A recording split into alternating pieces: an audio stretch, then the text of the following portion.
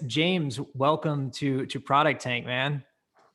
Thanks so much for having me, and thank you so much for the warm intro. Really appreciate it, Lucas, and Yeah. everyone on some familiar faces, which is fantastic. Do you want to just give us a little bit of like your background and like how you got into Olive? Yeah, sure thing, sure thing. I have only been at Olive for about a year at this point. Some of the people who are on actually are legacy Olive people who were there from the start. So it's exciting to see some of the names like Bubba Fox is a legacy Olive name that we know. But yeah, I've been at Olive for about a year. For those who don't know, Olive is a AI as a service company focused purely in healthcare. So we're a mixture of people who are engineers, machine learning, RPA. There's people who are formerly from health systems, people who maybe were consultants in their background. My background is a mixture of being at Deloitte Consulting as well as working at health systems like Hopkins, Honor Health in Arizona, University of Washington previously. But basically came into Olive as we were taking a pivot. Historically, we focused more recently on revenue cycle. And we're saying, we're really doing this in the revenue cycle space, which is kind of everything you deal with as a patient around insurance. So that's everything that's like, hey, my claim, or like, oh, I'm being admitted to the hospital. Can I get authorization for the surgery? All those things. Those are really manual kind of tactical things. And we're saying, how do we make this more, easier for health systems, kind of make it automated in some way? So the exciting thing is that from that point when I joined, we have kind of just taken off. I joined, there's 200 of us, there's now 600 of us, and we've expanded from that core around insurance to supply chain, pharmacy, clinical. We have a couple of different strategic maneuvers, which I'll get into. There's like 5 now. So it's crazy to see what was originally just RPA expanding into a lot of different spaces. I have spent a lot of time in Columbus. Some of my dear friends, closest friends, live in the German Village area, but I currently live in Denver, Colorado. So greetings from Denver. I was going to call you out. I was going to say, by the way, James is not in Columbus. For anybody that is here in Columbus, that's okay. Did you wait? And you never lived in Columbus, right? No, I've never lived in Columbus. I love Columbus though. Like I spent a lot of time there because I have a lot of friends. So like the short north and, spending, getting some Jenny's ice cream, but no, I've never lived in Columbus. You brought like a quick video kind of thing for us to check out. And we're going to try this. I also have the video on my end. So James, do you want to try to share your screen and the sound so we can give the video a gander? Yeah, let's do it. So I'm going to share my screen and let's walk through this quick video. Let's see if it comes through. Behind the scenes of every patient interaction, there are hundreds of administrative processes that are the backbone of healthcare operations. But they are inefficient, error-prone, and strain the capacity of your staff. The necessity of these tasks won't change, but the way you complete them can. With Olive.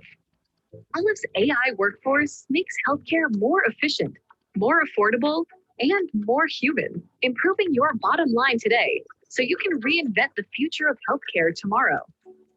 Automation isn't new, but historical ways of implementing it are broken. That's why Olive pioneered a new way forward with AI as a service, allowing providers to go further, faster. You get a robust, scalable AI platform delivered by experienced healthcare and technology professionals who scope, build, support, and optimize your workflows. Olive is committed to your success, delivering results without overburdening your team. Olive's underlying technology includes a comprehensive set of AI capabilities built with a deep understanding of healthcare systems and processes. Robotic process automation allows Olive to complete routine tasks by logging into systems, connecting to APIs, and reading information from files to find and extract information. Computer vision extends that work by allowing Olive to visualize, understand, and interact with a user interface, from reading documents to identifying updates. Machine learning enables Olive to find patterns in data, learning and improving from each task to become more accurate in predicting outcomes. Working together, these capabilities allow Olive to work at peak performance, trusted to complete your critical processes while consistently improving the confidence and precision of her actions. In fact, as Olive works, she draws on an unmatched level of networked intelligence collected across the providers she serves. That knowledge allows you to operate at the industry best rather than at your personal best. As Olive resolves common issues, drives continuous improvement, and autonomously finds new areas where she can help. Olive's AI as a service solution provides the efficiency, reliability, and intelligence that make your operations sing so you can focus on redefining the future of healthcare. Accelerate your AI workforce transformation today with Olive. All right, I guess we're done. No, no, that was a really cool video, and thanks for sharing. And I think this is some of the stuff that we want to dig into a bit. And that was great at sort of providing like a high level overview. I think actually before we dive into some of that stuff, maybe it's worth mentioning like the Olive journey a little bit, because it started as a slightly different product and then kind of shifted into this. So how did that play out? Yeah, of course, of course. So first off, our CEO is Sean Lane, and his background is actually in the he spent time in the military. He actually was did some tours in Afghanistan, and he was working mostly kind of in the intelligence space, and realized kind of came back, had a startup, sold it, and then upon moving back to Ohio was brought in by who was then at the time Governor Kasich, and said, hey, we're trying to solve the opioid crisis. Have you ever considered pivoting towards healthcare? So Olive first was known as CrossChecks. It was first focused on biometrics and making sure that you could get patient data from one hospital to another. And basically over time, we slowly transformed and realized that the kind of in the healthcare space, that was a really hard problem to solve. And the joke is that Olive as an idea was the 28th idea of the company. So we pivoted so many times and then kind of struck a resonance with this 28th idea of automation to free up manual tasks to give people time to do more higher impact work in the health system. Yeah, and it's really interesting that it was sort of the 28th kind of iteration on the product. And how did that sort of unfold within the health system? Were you in there already working in hospitals? Like, how were you sort of doing this research to come to this insight? Yeah, I think the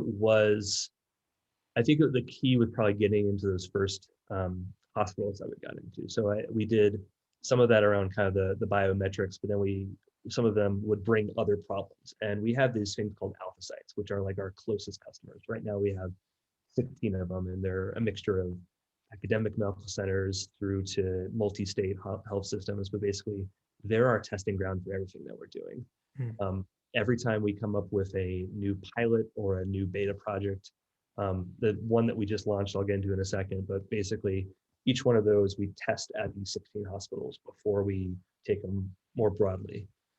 In terms of kind of the most recent test that we've done, we have this thing called Olive Helps that we announced at HLTH back in October, and it went live actually in January. Basically, it's a virtual assistant that sits on your desktop, and it's an Electron and Go app, and it's able to touch or connect to any of your open URLs, open program, native programs, and extract information. So it's keystroke or clipboard, and say I type in like a drug name. So I type in the 11-digit drug code for that. It will actually pull from the wholesaler website and tell me, shoot, that's out of stock, or this is the price for that, or since this is out of stock, have you considered maybe this other drug instead that's a comparable? So we're basically going from that first idea of the unattended bots, which is what we did first, and now moving towards this pivot of kind of cybernetics is what we call it, which is kind of a dialogue between a worker and automation back and forth. And that was born out of the pilot process, basically.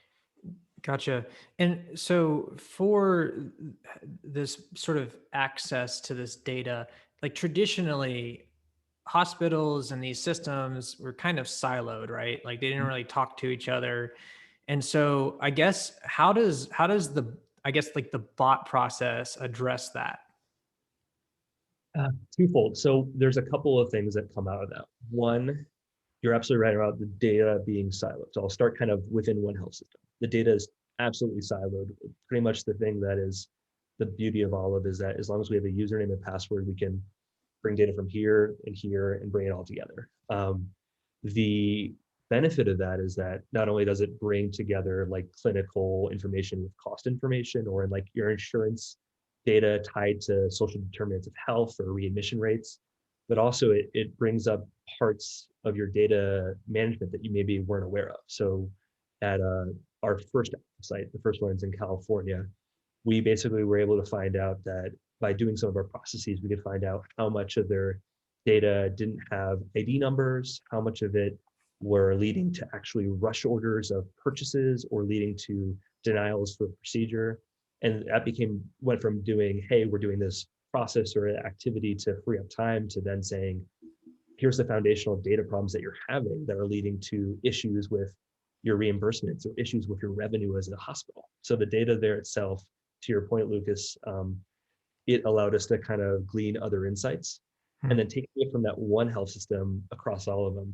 One of the things that we're working on and one of the things that we're trying to launch down the road is this idea of Olive Shares. And it's the ability to take the data from each of the health systems and help to kind of link them together. It was kind of alluded to in the video a little bit, but basically a hospital in Chicago can inform a hospital in Florida of what's going on, and basically if there's an issue with IV bags, like there was in 2017 after Hurricane Maria, hospitals can kind of coordinate around what do they want to do to address that in kind of a fashion that's more coordinated than the frenzy we had to deal with back in 2017.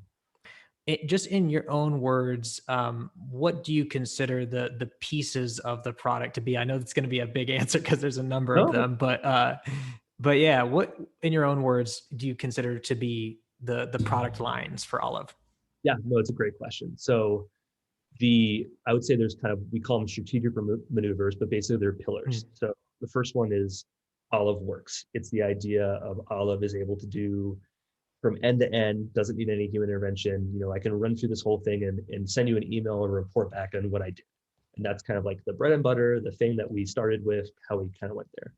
The second product is All Helps, which is what I alluded to, which is that cybernetics, let's make a human worker superhuman and help them in their day-to-day job. Like the example we always give, that's even this is super simple, is typing in a phone number. If you type in a phone number, we have a kind of a loop that whispers or nudges that whether or not that's a valid phone number. So if you actually had typed in an invalid phone number, such a simple thing, it leads to the downstream of potentially not having the insurance say it's legitimate, having 6 months of maybe claim stuff. Like these little data things lead to huge kind of ripples downstream. The third one is this idea of Olive Assures. We're launching this, and basically Olive Assures is a plan for this year where we're going from trying to own processes end to end. So like we want to take a patient's insurance claim process all the way through. We want to take a hospital's purchasing of a pacemaker all the way through and basically automate that entire process. The fourth of the five is this Olive Shares, which is what I mentioned around Chicago and Florida and California are all connecting and having insights that they're kind of alluding to and kind of sharing with each other. And the fifth one is Olive Knows. Olive Knows the idea of taking all this streams of data that we're getting in on a regular basis and drawing out things that may not be as obvious. Maybe there's situations that are certain products leading to a recall, or maybe there's an uptick in sepsis when this happens, or maybe there's an issue with an infection whenever this happens. So we're trying to take all this data that we're ingesting and come up with basically insights that maybe we don't have right now. One thing that is striking to me about hospitals is that a lot of them, they share things in common, like the different processes and stuff, but they are all kind of their own entity. To what extent do these have to be customized and tweaked for each system, or are these like an overarching product offering that can drop into any one of these?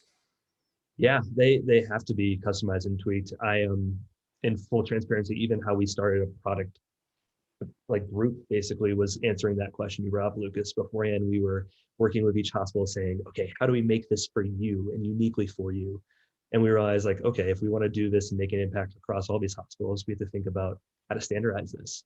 What are the kind of modules and what are the products that we want to kind of really get, really special at and be really impactful at. So to your point, we basically have started to make products that are able to adapt to whatever the tech environment they have is. The number one electronic medical record system, which is like the heartbeat of the hospital, is Epic, but not everyone's in Epic. There's Cerner, there's Athena Health, there's a ton of different iterations, and we have to basically get smart on each of these different ones in order to actually be able to expand all these hospitals. So a lot of what we're doing as a company is not just coming up with the how from a what is this product going to be, but we're also thinking about the how from an implementation and delivery. So we're thinking about what are the uniques if we go into University of California, what are the uniqueness about each campus of University of California that we have to be aware of? Because unfortunately, UCSF and UC Davis and UCLA actually don't even talk to each other,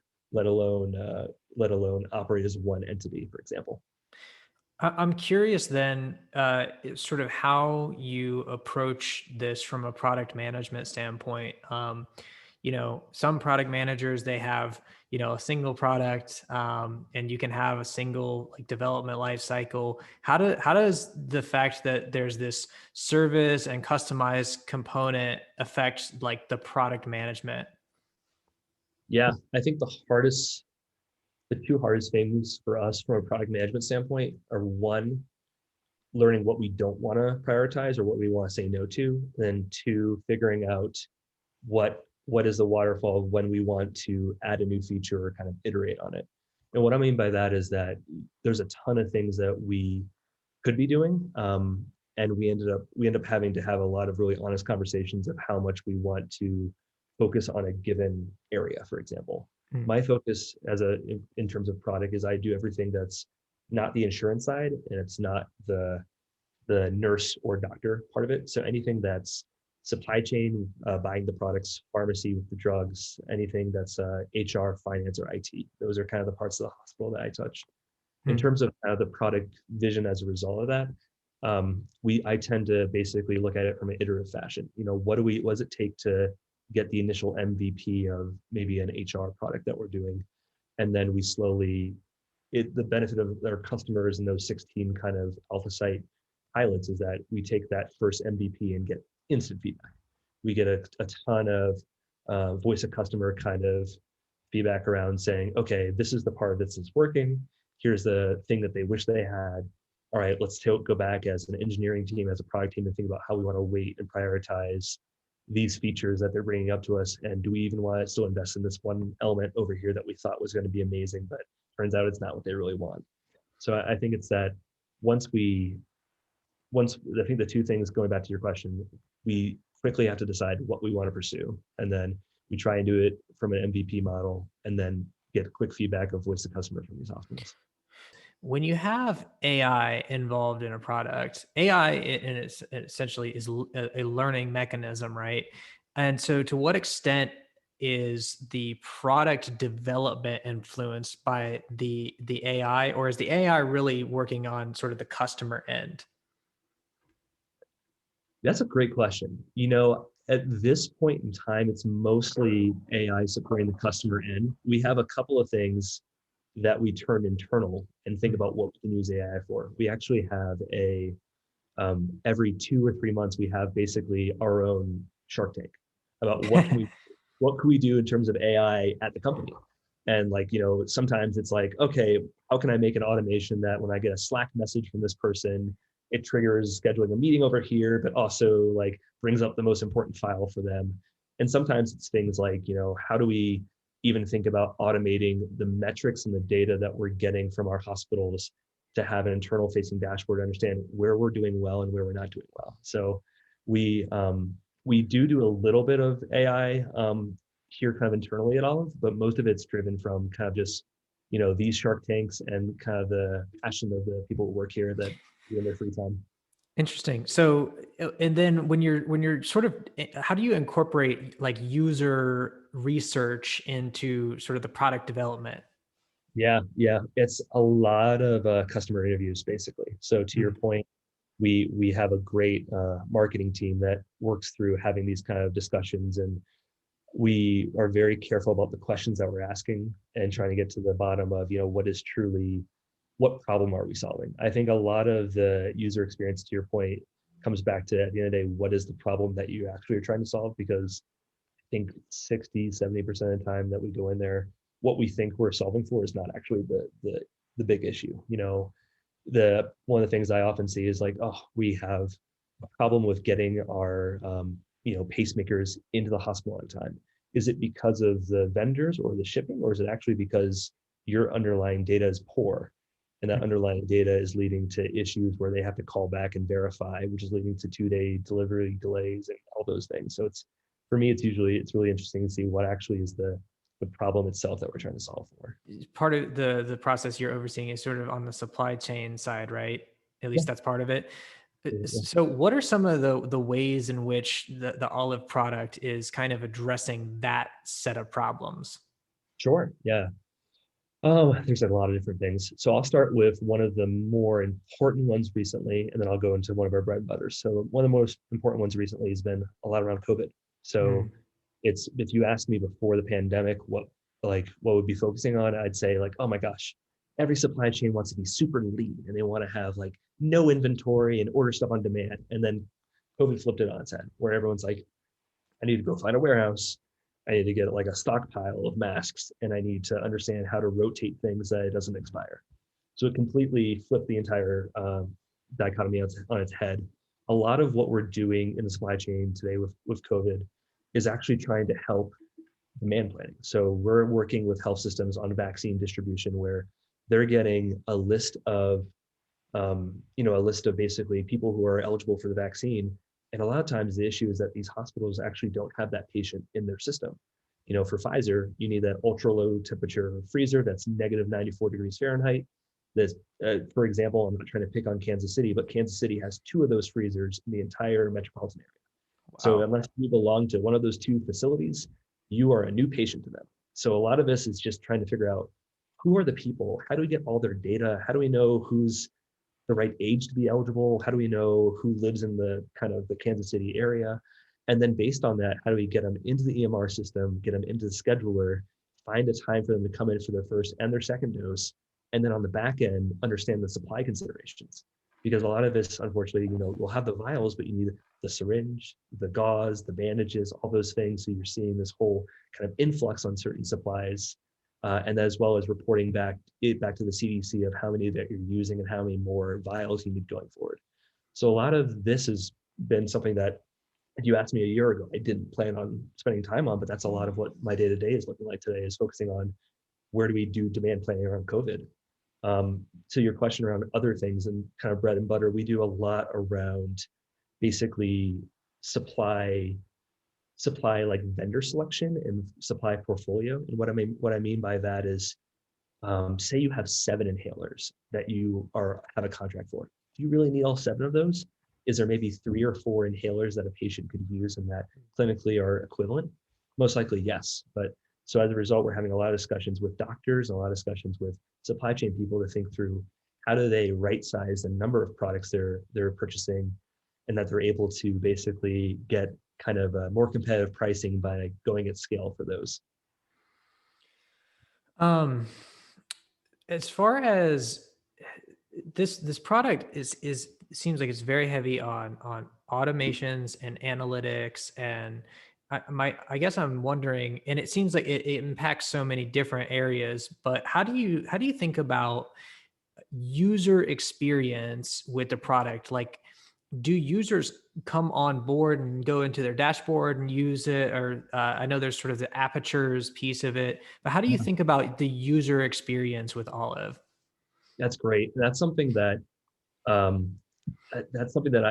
we're still trying to figure out elements of it. So when you do unassisted bots that are paired to all these systems, there isn't always a user interface up front. Like the idea of a bot being able to run through and do an automation and then say, okay, I'm done. Like, what is the user experience there? As we're going to, as we're looking at apertures, which you mentioned, as well as Olive Helps, we're getting a lot more of this idea of what actually do we want, what's the important information, what do we want to be showing, what do we want to be kind of talking through. One of the gentlemen on the call here is Brad Becker, who is a CEO of Doc and I.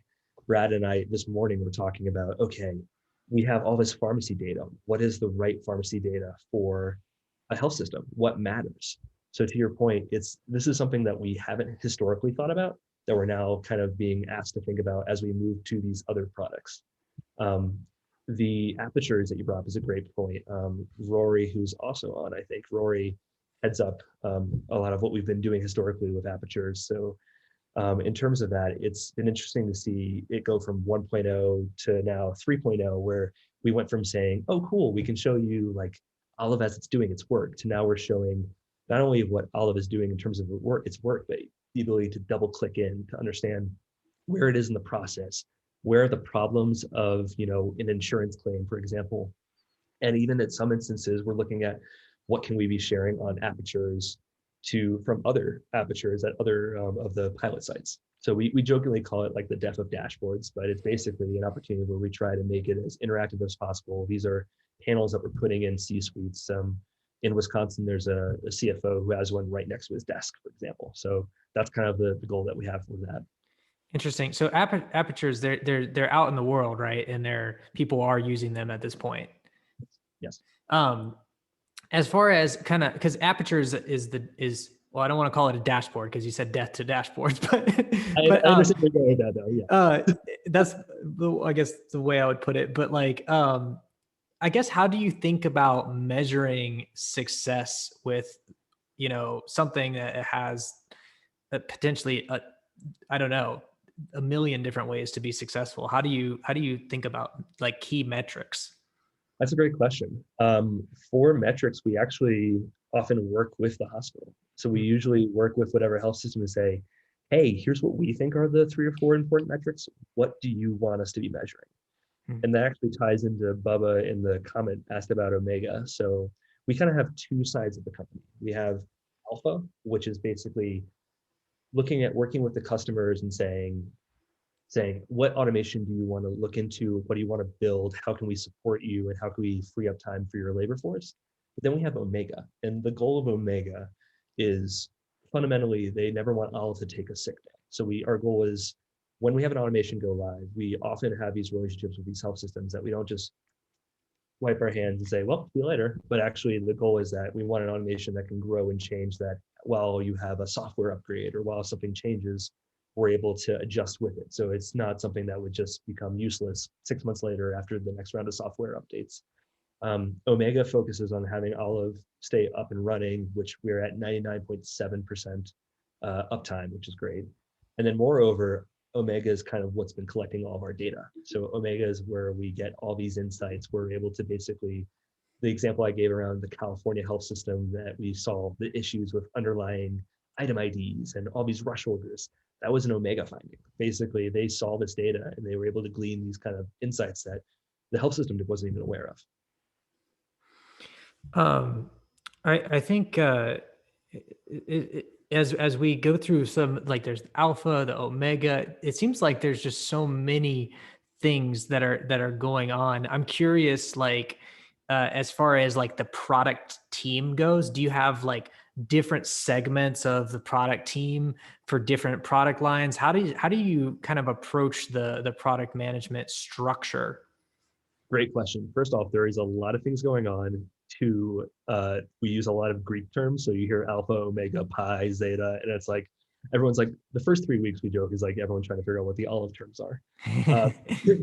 But in terms of actually each of the maneuvers, to your point, there is a product team for each one. So there's, I'm in what they call the Olive workspace. So I'm working with all those unassisted bots that are doing everything in the background. But we also have one for Assures, which is doing that insurance claim all the way through. We have one for Helps. We actually have one that even cross cuts. So it's kind of it's kind of a weird lattice or a matrix framework where there's product teams here, but then there's also product teams that cut across. the goal for each of them is we have our own roadmaps, but then we have kind of a collective company-wide key results, OKRs, all key results that we're doing. And for those, it's actually, the goal there is we have 12 things that we all are able to tie our measures or our kind of metrics back up to. The kudos here, one of the kudos is, I'm not trying to pick on her, Rory, her team, she's part of kind of what we call all the enables, and they're pretty much the backbone. They're the ones that, there was a question of around kind of the RPA tech. Yes, so we have our own RPA tech, we wrote our own programs. Those came out of all enables. You know, everything that we're doing that's certain types of programming interfaces or anything that's in terms of kind of Fire or X12 or HL7, that's all through the enable side of things. So they are really much the cross-cutting that gives us the foundational technology that allows each of those products to stand up for the most part. As far as like implementing the initial RPA stuff, how deep into these hospital systems are you? Like, do you have? I know there's the idea of alpha sites, and I guess what does that part of it look like? Sort of the onboarding and setup and all of that. That's a good question. Yeah, so we have the alpha sites, the onboarding there. Probably the thing that we're doing, I'll actually just kind of walk through the whole life cycle because it's probably easier to do it that way. Okay. So say we start engaging with a health system. We have kind of initial discussions and we do what is called an assessment. Alexis Aiello, who's actually on, she leads our assessment group. So anything that's, I'm sorry, I'm calling out all these people because no, it's good. Shout out everybody that's on here. That's an Olive person. It's good. Welcome everyone. So Alexis leads up our assessment area, and basically we spend those rapid assessment 2, 3, maybe 4 weeks and understand, okay, where do we want to focus on with this health system? Where do they find the value? What's the way of bringing, you know, automation and their pain points together? And we come up with a joint, basically, business case. We say, okay, we're gonna build this authorization workflow that authorizes insurance before a procedure.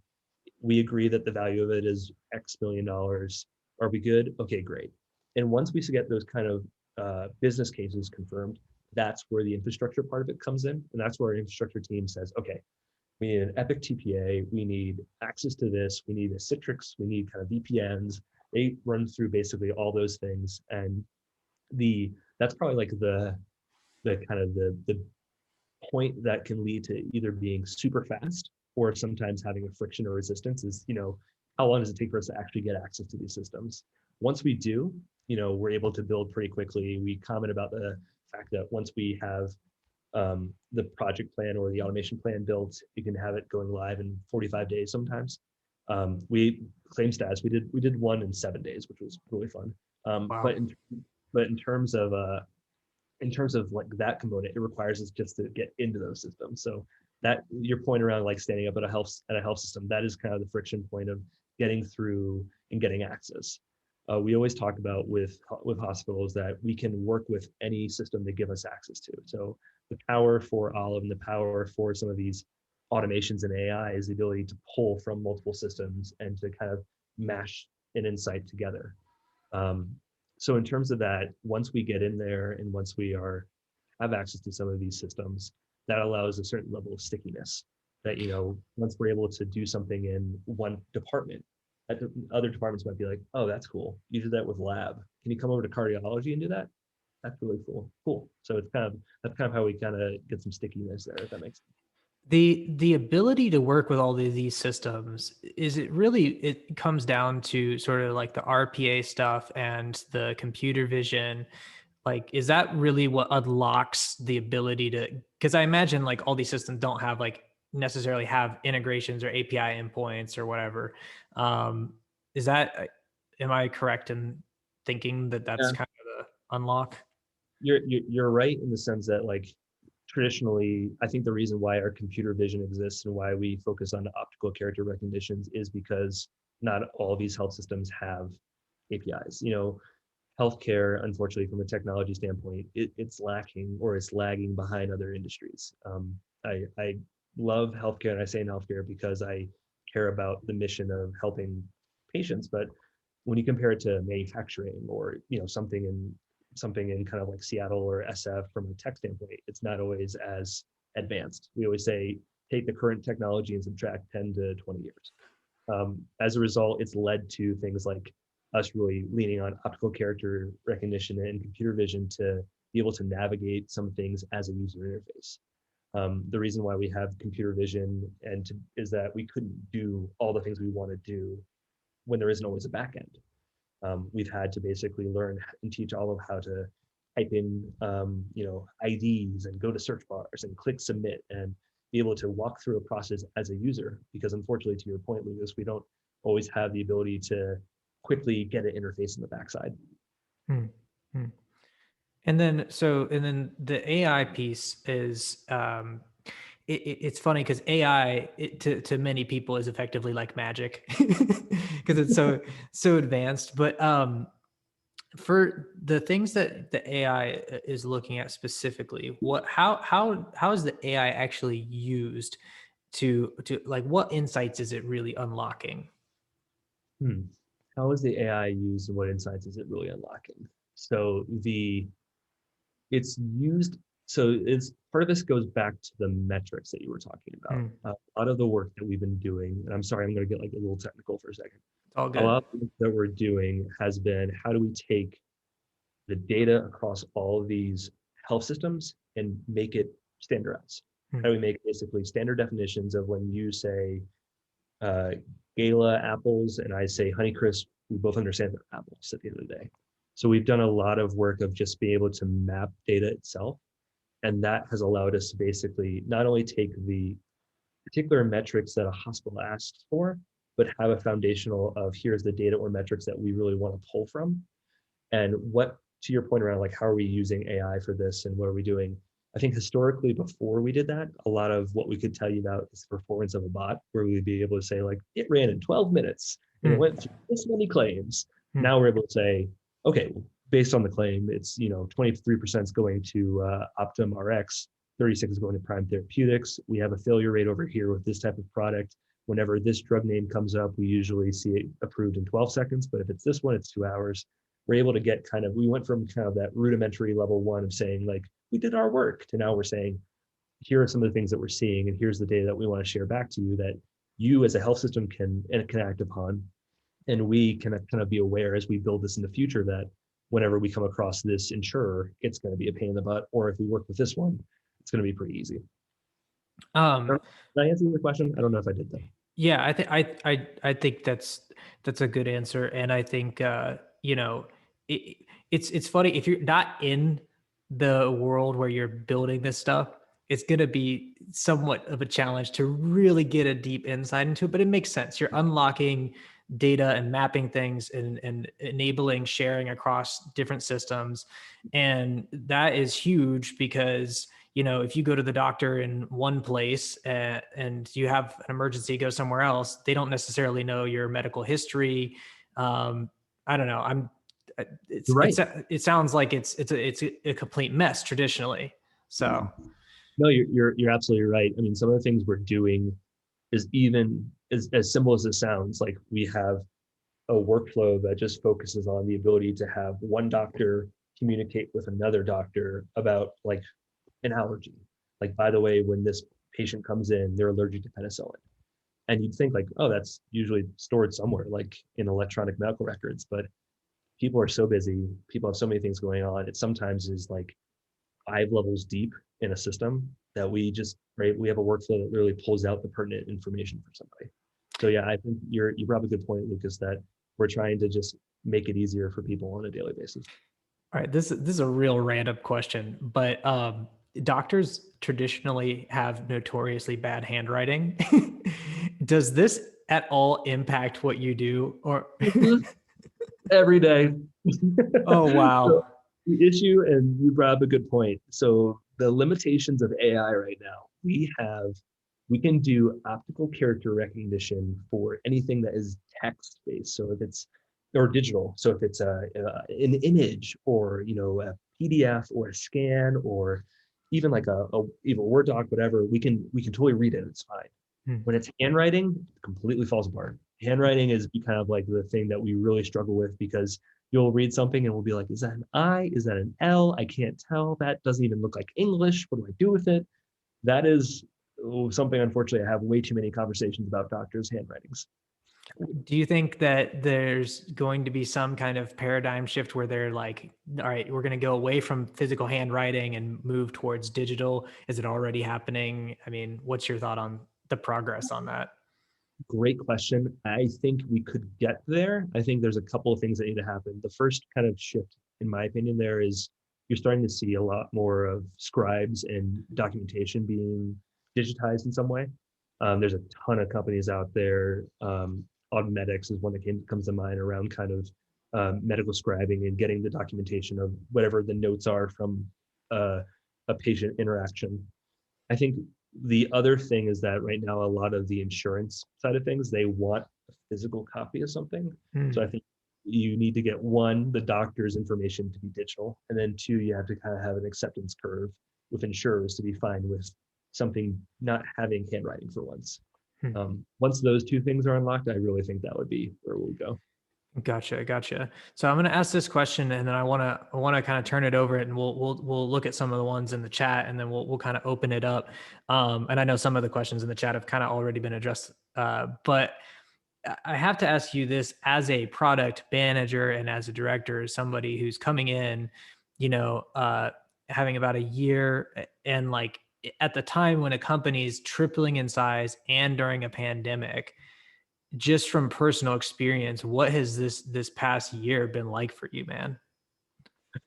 It's been a whirlwind. It's been a mixture of, I'll talk about the exciting things, and I'll talk about the things that are a little bit more maybe frustrating. So the exciting things is that we've been able to expand from just that insurance stuff I talked about in the beginning to all the stuff that I'm talking about right now. This is all kind of grown out of the last year. And that's been amazing to see this growth in a company, in ideas, and bringing all these smart people together to see the adoption across hospitals. The part that's maybe a little bit frustrating is that when you go from 200 people to 600 people, everyone's trying to figure out who's the person I reach out to for this thing. So there's a lot of kind of that scaling, growing pains of a company where you're like, okay, so we used to do, this used to be this person, but now this person is that person. And what do I do? And you have people taking on new roles, which is exciting, but you kind of have that kind of knowledge gap as someone else steps into that role. So I think some of the pain points there is just traditional growing pains with a startup of who do I go to, who owns what, how do we communicate broadly and kind of get everyone to understand on the same page. But I think the thing that gets me excited from a day-to-day, and a thing that makes me jazzed, is not only kind of the amount of growth, the amount of acceptance that we're seeing, but also this pivot towards product, which, previously I'd call ourselves kind of customized workflows and point solutions. The idea that we're now truly unlocking products that we can say, this is our claim status product or prior auth product or our supply chain spend analysis product. Those are things that I think, I was talking to somebody today on the phone about, there aren't a ton of those out in the wild right now. So it's exciting. That is exciting. And man, I want to ask like 5 more questions. So if people don't have questions, I'm going to continue. But I want to look here in the chat. How do you deal with customizations to each of your clients, even when the same core systems are used? The robotics paradigm seems to be extra sensitive to underlying system changes. Does that question make sense? Makes a ton of sense. Absolutely right. The element there is we try to do almost like an 80-20 type rule, where you want to have, as much as possible, 80% of the actual workflow follow a certain path, where there's an acceptance for customizations. But almost like, if you want so many customizations that it's something completely different, it's like, okay, so this is actually something net new. So I think part of that, the paradigm is sensitive, and you have to be kind of careful around the system changes there. But as long as you're able to kind of be I don't want to say firm, but kind of be weighing the options of certain customizations with the health system, they'll totally understand it. Because sometimes they'll come up with customization, you'll be like, that little thing, that small thing that you're asking for, that's a month of build time. And they're like, oh, I don't need that much. You're like, okay, now it's 2 weeks. Gotcha. Yeah, I could imagine that's got to be there's probably a lot of decisions that had to be made around that, especially Yeah. because the systems are different. And so this one from Dylan Gump. Are you here, Dylan? Dylan is on video. I see Oh, Dylan. hey, Dylan. Do you want to ask your question about passive machine learning? Yeah.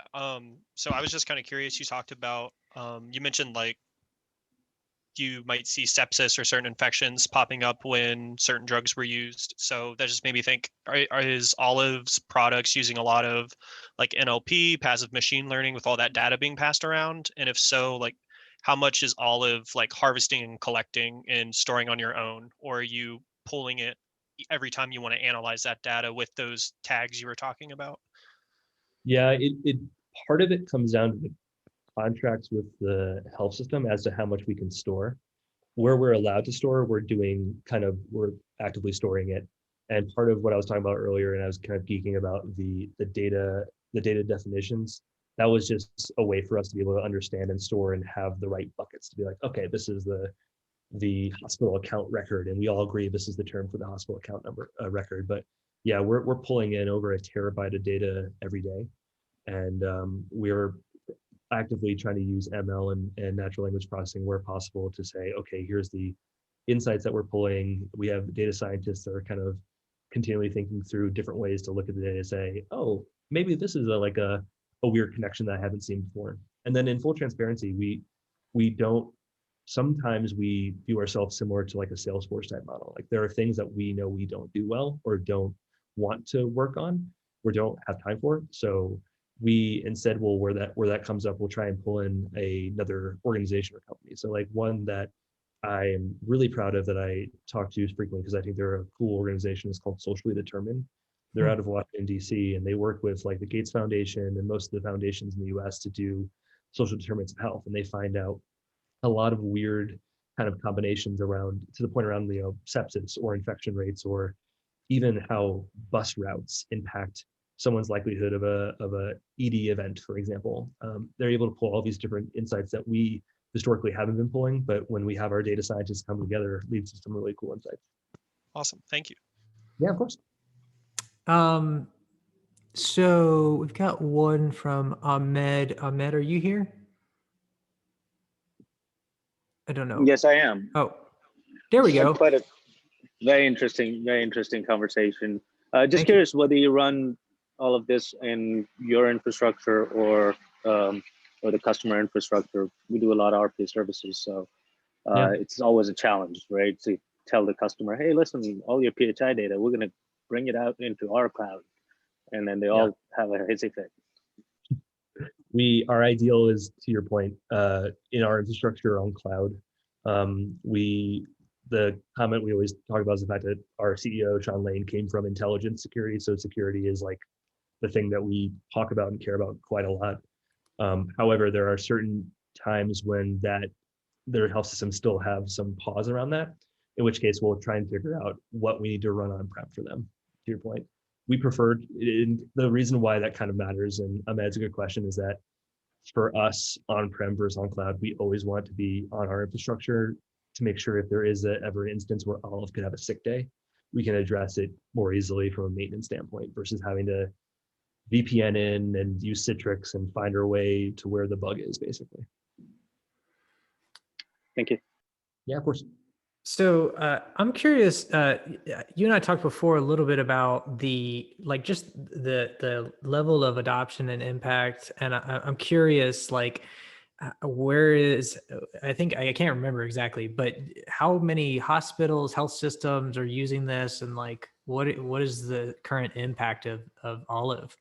Yeah, we're at over 60 health systems and 700 hospitals right now. So yeah, it's and we're in 41 states. That is wild. Do you have any insight into sort of like the efficiencies and stuff that have already been had from implementing this?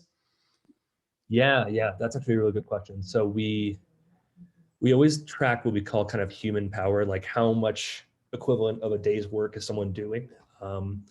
And last summer we were at about 5,000 people, and last I checked, we were at almost 20,000 people of kind of work. So essentially 20, it like not replaces, but like it's the equivalent of the work of 20,000 full-time employees. Is that what you're saying? At this point, yeah. And the distinction there, to your point, is like it's not often that we're like the person usually does something else. Then it's like kind of we have a whole focus on, okay, now that you've saved time for this person, you can train them or upskill them to do this other thing that you never had time to do. And a lot of the workflows sometimes that we're doing are things that no one has time to do, or someone's like, I always wanted to do this, but never had the ability to. So like there's a program that I spend a lot of time with in the pharmacy world that's for anyone that's a children's hospital or a rural hospital or kind of critical access. There's this thing called 340B, and everyone, like a number of hospital systems want to be part of this program because they qualify, but they don't have the manpower to actually do all the compliance checks. So kind of a thing that Brad Becker, who's the CEO from Doc and I, who's on, knows a ton about, basically is the ability to, we're able to automate those checks that allow a health system to enter that program and not have to worry about being non-compliant, paying a fee, getting something from Health and Human Services as a fine. Those are some of the things that's an example of something that there wasn't a person doing that, but now we've unlocked this for a hospital. Yeah, one of the things about healthcare is that the work is never ending. Like there's always people that are sick. There's always more needs to, and like it's such an inefficient, vastly inefficient system that there's always something to do. I see. It seems like even if you have the best AI in the world, but I assume there's some other questions. People who haven't spoken up. This is your opportunity to ask James. Go ahead and feel free to unmute yourself if you want. To ask James a question. And if not, I will assume we just did an amazing interview. We got some folks. I'll hop in and take one. Yeah, go for it. James, the company's grown from 200 to 600 in the last year, and you now have 5 products you're actively building out.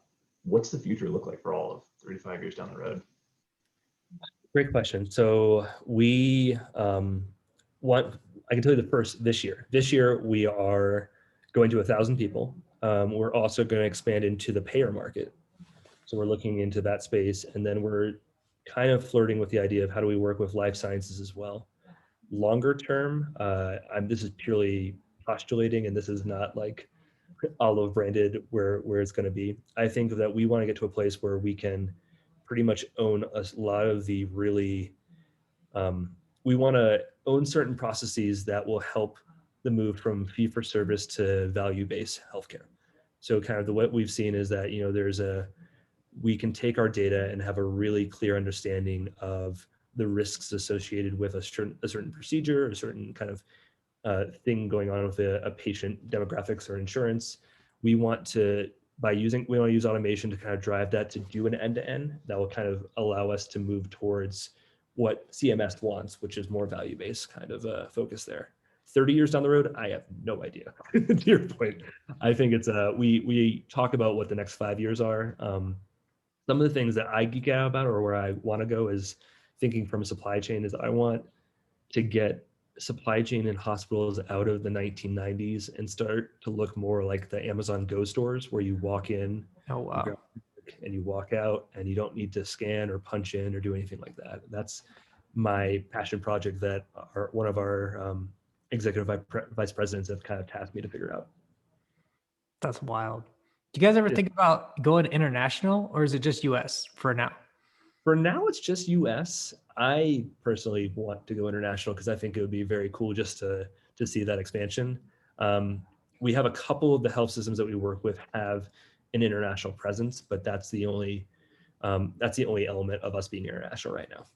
That's the other wild thing to think about is like, we're just talking about the US and the impact is potentially like tremendous across the world. Other questions. I see so many people on here. I feel like we've got at least a couple more questions.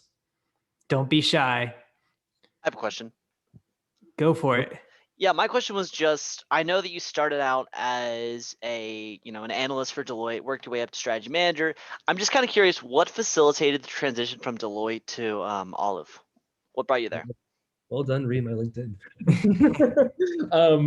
In terms of what facilitated the kind of the shift there, I think I'll answer it two ways. One, for me personally, I had been working for Deloitte for a while, had been traveling 4 days a week, got married recently, and was like, you know what? I want to be rooted in the community. I want to spend time and be kind of more present.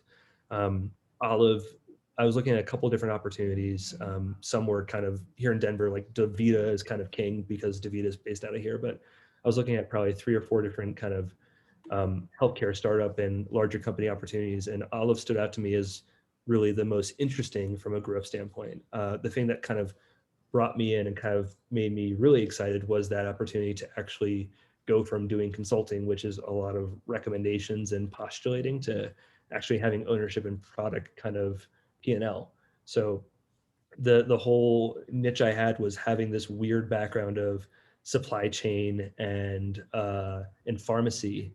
I was able to come in and talk about the ways that we could kind of build out this AI in this space, which allowed me to go from having that kind of consulting, doing a number of projects with health systems, to going into a product role, focusing on this kind of subject matter experts. The gap I had is I didn't have much of the API background, and that's the part where I've been leaning a lot on my engineering teams, who have been amazing and awesome. So I had some of the subject matter expertise, but the actual engineering component, the kudos to the Olive team, because that's purely our engineering capability that's allowed us to grow. Awesome. Good question. Great answer. I feel like this is getting close to last call. Let's get one more question for James. I can jump in with one. Go for it. Thanks, James. You touched a little earlier on the pillars of Olive, and you mentioned work streams, and I was kind of wondering, did those things evolve naturally as the company grew, and how did you figure out where those organizational units were, or was that a product of intelligent design from the get-go? Yeah, it's probably a mixture. I know it's annoying not to have a black and white answer. It's a bit of a mixture. So some of the products I can think through, and we were inspired by going through health systems and seeing like call centers. So at Memorial Care, which is a health system in California, they have a large call center. A lot of what those call center individuals are doing is just literally going between screen and screen and screen. Olive Helps was built out of watching that and saying, there's got to be an easier way. So the idea of us being able to capture what's going on at each of those screens, integrate it, bring it together on one, was built out of just mostly a use case and a problem that we solved there. Some of it we've kind of seen from a market dynamics, to your point, David. A book I can recommend is Unhealthcare. It came out recently. It's made by Hemant, who is a partner at one of General Catalyst, which is one of our VC firms, but he also was very deeply involved with Livongo, which is a big healthcare kind of startup. He wrote a book with the president of a hospital system called Jefferson in Philadelphia, and they basically said, here's what we think the future of healthcare is. So some of what we've been talking about, this idea of assurance between claims assurance going end to end, and this move towards value base, some of those theses are based off of kind of those conversations with RVC as well. Awesome. Good stuff. I heard did anybody chime in? Nope. All right. Well, thank you everybody for coming out. Before we end, I just want to say thanks to our sponsor, AWH, where I work. We build custom software products, and we do ProductTank, and so I'd be remiss to not give AWH a quick shout out. Folks, we do this every month. If you have ideas, speakers, topics, we definitely want to know what you enjoy, what's the kind of content that you want. But feel free, anybody, to hit me up after the event if you have any questions about software, or if you want to talk about ProductTank or just talk shop. Well, thanks so much, James. And we appreciate you supporting the product community. And I really enjoyed the conversation. I think Olive is a great company, and I'm really excited for what you're doing and where the company's going. Thank you so much, everyone, for your time. And Lucas, thank you for setting this all up. Really appreciate it. For sure, for sure. All right. Have a good night, everybody.